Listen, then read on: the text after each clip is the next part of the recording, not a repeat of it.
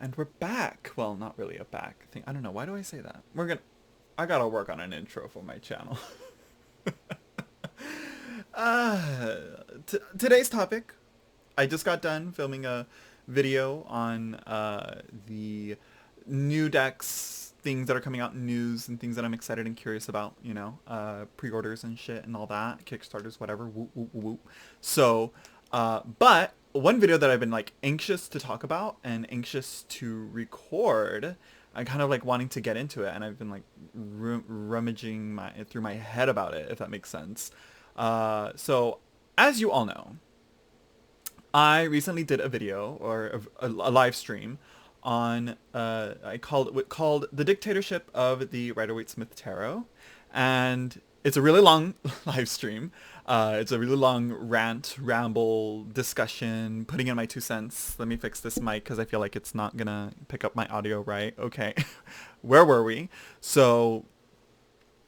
Uh, so I got a few comments on it. Well, one girl, let me just say, I got one comment on it, and it's rather long, and I was going to respond to it, but I feel like writing it out wouldn't have been as helpful, if that makes sense. It's not as efficient. So I think I want to talk about this comment and discuss it a bit, because I was like, there's a lot in this comment that like is really telling of, what this person is thinking. And if this person is getting this mentality, I feel like quite a few other people will also have this mentality here. Let me just move this around so I have a good view of this comment here. Maybe if I can, no? Okay. I was going to try and zoom in on it, but no, actually, no, I can. So, oh, did I do it? Is this right? Have I done it? No? Okay, we're going to go back. Come on. Work with me here, computer. Sorry, I'm looking at this on my computer. Come on. Go away. Where are you? There you are. God damn it. Okay. So I'm going to read out this comment. And there's a lot of things in here that I'm like, yes, yes, yes. And here's the issue, though. I feel like this person, Michael L., don't send him hate. I'm just using this as an opportunity to respond and actually add on more into the conversation, because again, a lot of this stuff, I'm not disagreeing necessarily, there isn't, but it's like, I think he just saw the title of my video, saw like, maybe skipped through my live stream. He obviously didn't watch my whole video though, my whole live stream, which I don't blame him. It's really long. So, so let's just read this out. Okay. So this is from a comment. It's 7 days ago. So I've been thinking about this for a long time. I was gonna like respond right when I read it, but I was like, no, best to actually save this for like an actual video, because I feel like I could respond a little better and discuss some of the things here a little better, rather than like write it out and kind of make it come off as antagonistic maybe, and through my writing, through my comment, through writing out a comment. So let's see. So hopefully this makes sense, Okay. So what you are missing is that most of Jewish Kabbalah originated in non-Judaic sources, such as the Pythagoreans, Gnostics, and Neoplatonists via Alexandria. There is an immediate inclination in this time to decry things as appropriation, and this is a disservice to the Western mystery tradition and the development of these ideas over thousands of years.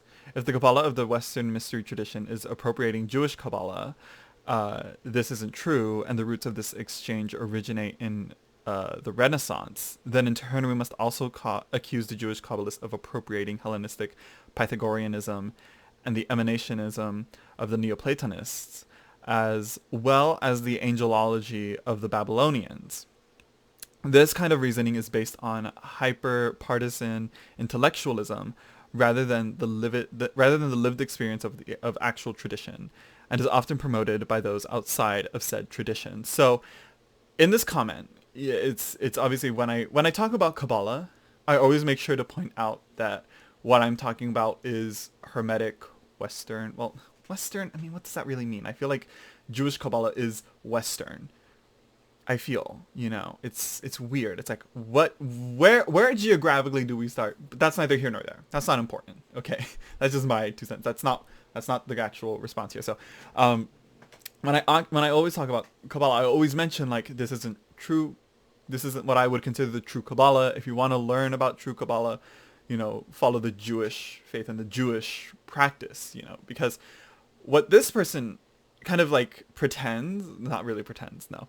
What Michael here, we're going to call him Michael, okay? What Michael forgets here is the current environment and where the tarot in particular comes through in its use of the Kabbalah and where it gets it from. And the point is, what I'm trying to say is that you're forgetting anti-Semitism happens, You're forgetting that a lot of these occultists were anti-Semitic, and anti-Semitism is rampant throughout occultism and tarot people, like even today.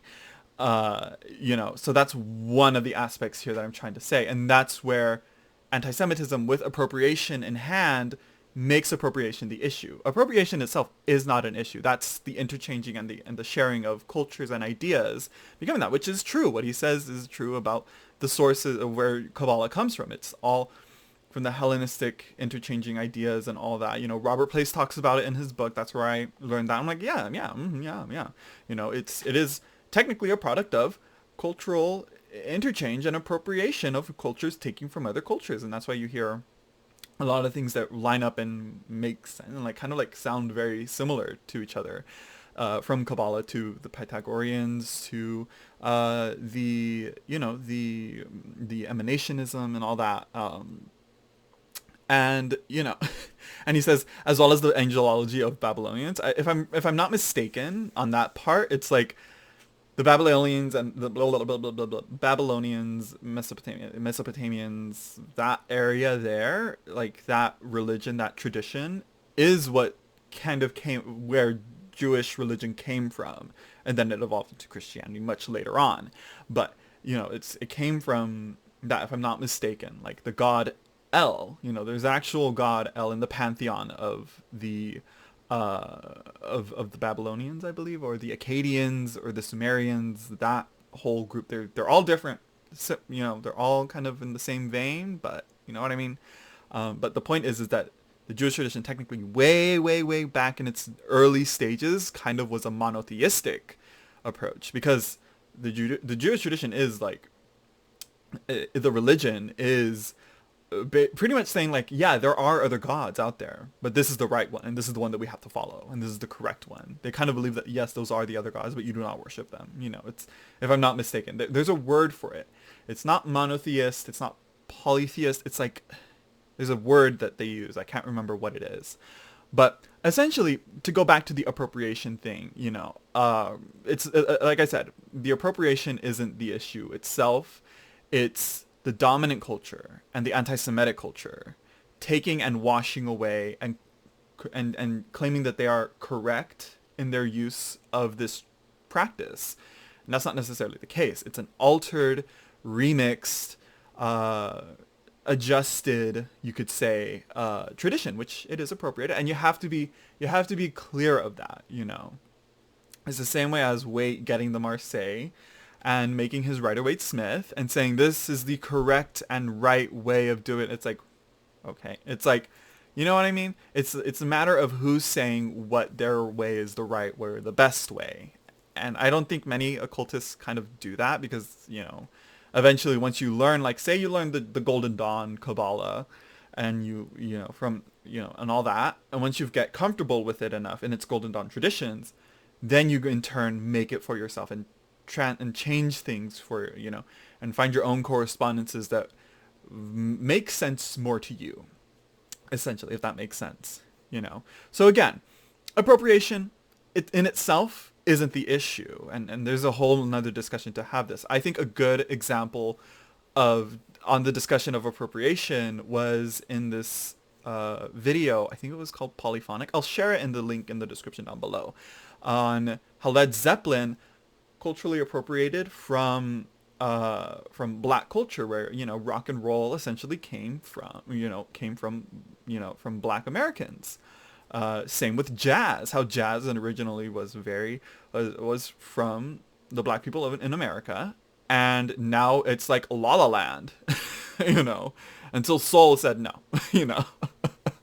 You know, thank God for Soul, Pixar Soul. But anyways, so you know what I mean. Check it out, and that's it. Because again, people say it's not appropriation, it's appreciate. It's like I think we're kind of getting lost in the idea and stigmatizing the idea of appropriation in and of itself. It's really more of checking yourself and your position as an outsider stepping into a culture. Because again, there's many books available for the masses to buy on Kabbalah. You know, it's not a closed off, sectioned off, you know, practice that you can't research into or look into or get its ideas and apply to your own life. It's not restrictive. Anybody can look into it and study it and implement it into their own lives. What's the issue though is when you're profiting off of that and spreading misinformation about it and spreading your own self-righteous ego-stroking type of teaching because you think it's the right way and it's the best way. You're triumphalist, I believe is the right word, triumphalism, you know. This works for me. Everybody else that's doing it differently than how I did it is wrong because it works for me. No. You know what I mean? And that's where appropriation becomes an issue. It's a matter of checking yourself, you know, before you do that. So that's what I'm saying here. You know, I'm not saying, because again, I think we kind of get too caught up in the appropriation is when one person of a culture takes from a different culture. It's like not necessarily. It's like yes, that is what it is, but it's not necessarily bad. Like I said, you can take part in a culture because it's a respectful thing to do, you know. If they invite you to that, to take part in that culture, it could technically be considered appropriation, but it's not in its bad form. I think we're kind of, you know, because again, the definition of appropriation really is pretty neutral. There is no like, you know, it's not like taking, you know, it's not about, you know, changing or transforming it. You know, it's about, yeah, you know what I mean? If am I making sense? But yeah, point is, no, you know, it's, yeah. Yeah. Okay. So next here so this is the next part. So next, there is no need for decolonizing the tarot because tarot originated in Italian Renaissance in bold letters here, and is a product of medieval European culture. Tarot is European in its roots and in its DNA. Blah blah blah blah blah blah. I'm not. You can read it out for yourself. He actually says literally the same thing that I say in the live stream.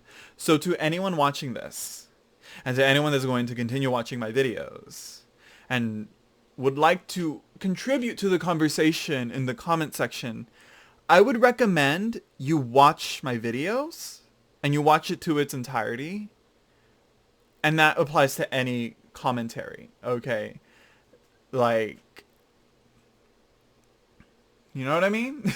You know, like, because you're saying like, I'm not saying this. Like, I believe this person just saw my video and just saw like maybe like, I don't know, saw bits and pieces of it maybe, or didn't really pay attention, which if he did see the whole video and didn't understand and didn't like, you know, saw the whole video and didn't click, like, because I agree with him. It's impossible to decolonize the tarot. That's what I come to at the end. I think at the end of the live stream, I should again.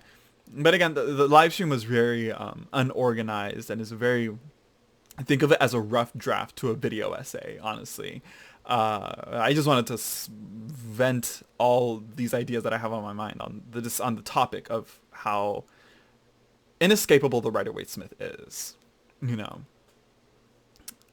So again, he says it's like the I Ching of the Chinese. It's like you can't decolonize that, you know, because it is a product of of the culture. You know, if someone came in and got the I Ching and colonized it, then yeah, the work would be to decolonize and remove that colonizer force from that product. So again, you can't decolonize the tarot because it is itself a product of the colonizer. So really what we're doing is we're putting, in a way, we're kind of colonizing the tarot. No, we're not. We're not colonizing the tarot. No, that was stupid. But you know what I mean? It's like we're implementing, well, here's another thing. We're implementing inaccurate Native American ideas and spirituality, plastic shamanism, plastic paganism, plastic shamanism, onto the tarot in some of these decks. Very few of them like actually do it properly and respectfully, in a way that, one would but yeah, let's see. So yeah, let's see. Okay.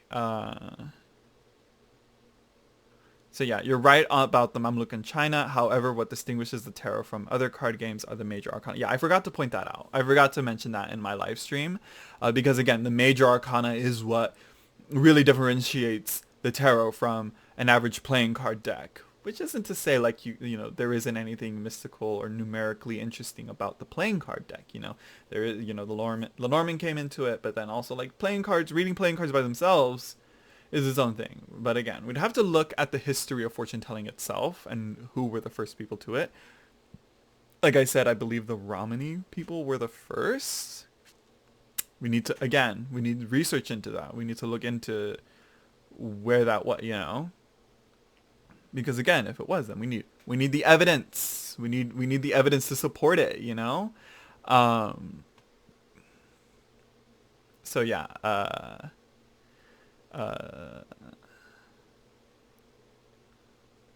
let's see. Okay, and then he says the very structure of the deck has its origins in the culture which produced both Indian and European cultures thousands of years ago. Yeah, because I think the Silk Road helped that, right? Like with that idea of all, blending it all together and eventually making the tarot imagery what it was. Again, it's all I at the end of the live stream I show all the books that I've kind of relied a lot of the ideas that I talk about on, the history on that at least. I believe there's a few that I didn't put in there, like Esoteric Tarot by Decker, I believe, and Dai Leon's Origins of the Tarot. So yeah, because they weren't really about that, but I really need to read Dai Leon. But it's just that book. It's just one day. Anyways, moving on. I understand that it is easy to suggest the popular idea of colonization, but is intellectually dishonest and a far cry from reality. There would be no tarot without Europe and European culture. I feel like this man really loves Europe. I can't really tell though. But yeah. So yeah, I do agree that there is a sense of the term decolonization is going down the same path as woke and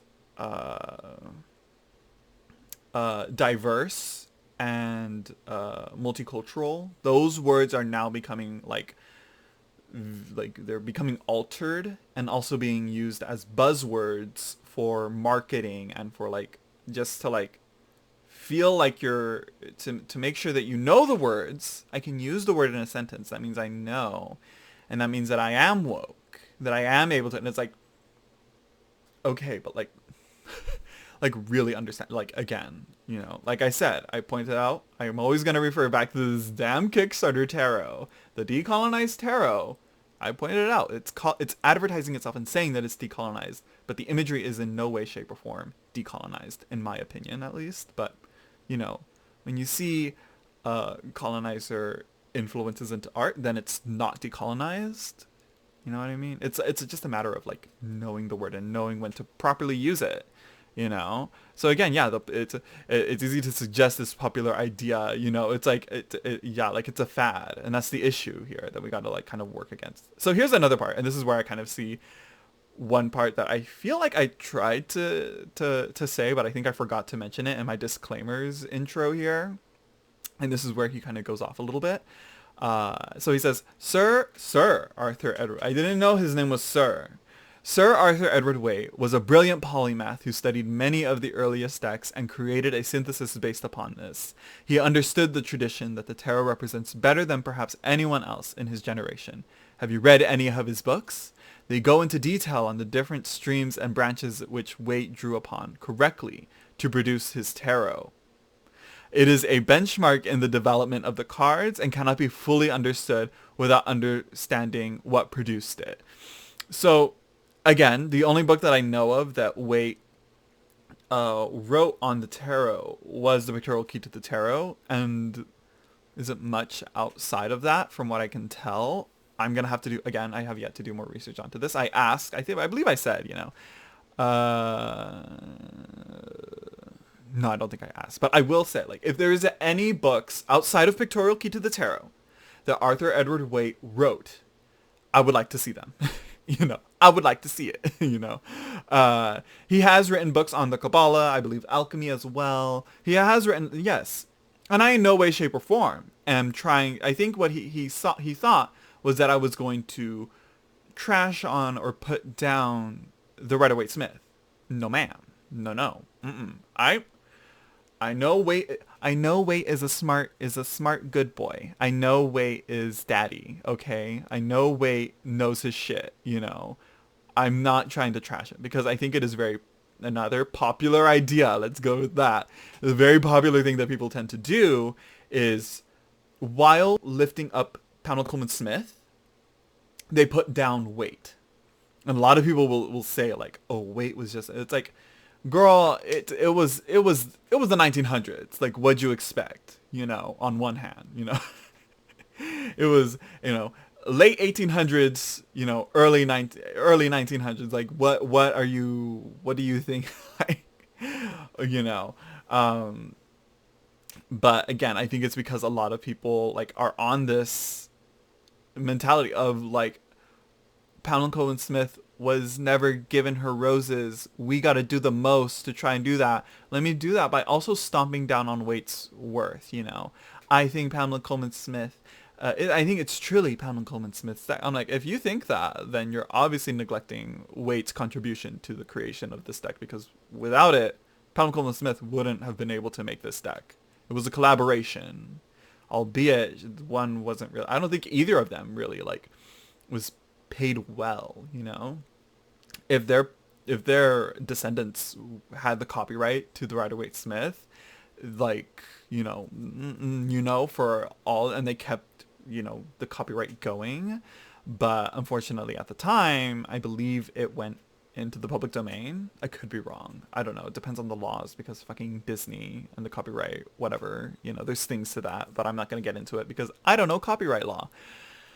But anyways, point is that I think this last paragraph section on his comment was very much of that. I need to defend Waite. And it's like, okay, I wasn't attacking Waite though, I acknowledge Waite's contribution. I acknowledge Waite's,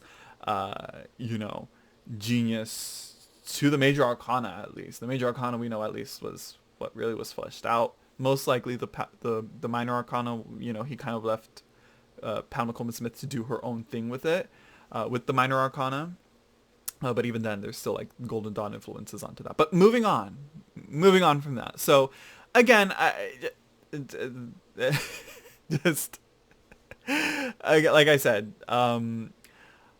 I think this person I think Michael here just felt a little bit like I was coming off of the wrong way, or wasn't sure where I was coming from. But again, if you're gonna write all this, this many sentence comment on my video, on my live stream, at least watch it, so you don't have to write so you can cut out a whole paragraph here, because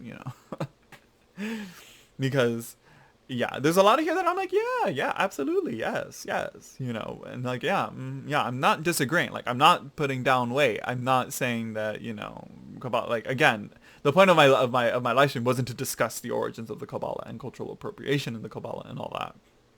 It was about, and mostly is, about how ingrained the Rider-Waite Smith is into tarot culture itself, and how we have to learn to diversify that and really break apart from that and really view what it means to, like, if you want to get into decolonization, because it's a big part in today's modern, tarot creations, is, breaking apart, decolonizing and fighting back against the anti-racist systems that we are living under. And tarot is a good way to do that, artistically and culturally. I think it is. I think we have something there.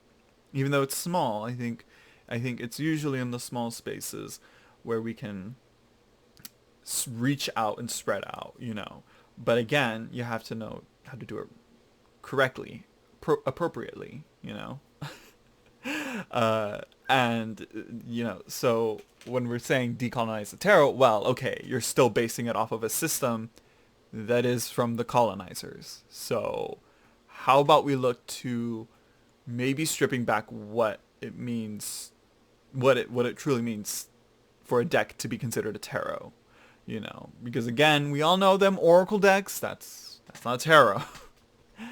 But again, it's like, I think it would look very different. Like I said, and this is why I said it's like, if the indigenous cultures or the colonized cultures before they were colonized, if they were to make a tarot, it would look very different from the European tarot, so it would depict their stories, their culture, their myths, their figures, that, their archetypes. Well, the archetypes aren't limited to one culture, so it would represent how they would express or show those archetypes in their culture or in their traditions, whatever, so on and so forth. And then when the colonizers came, they would have colonize those images and colonize those decks if they exist, they exist in this hypothetical, but that's that on that. I hope I discussed this comment well.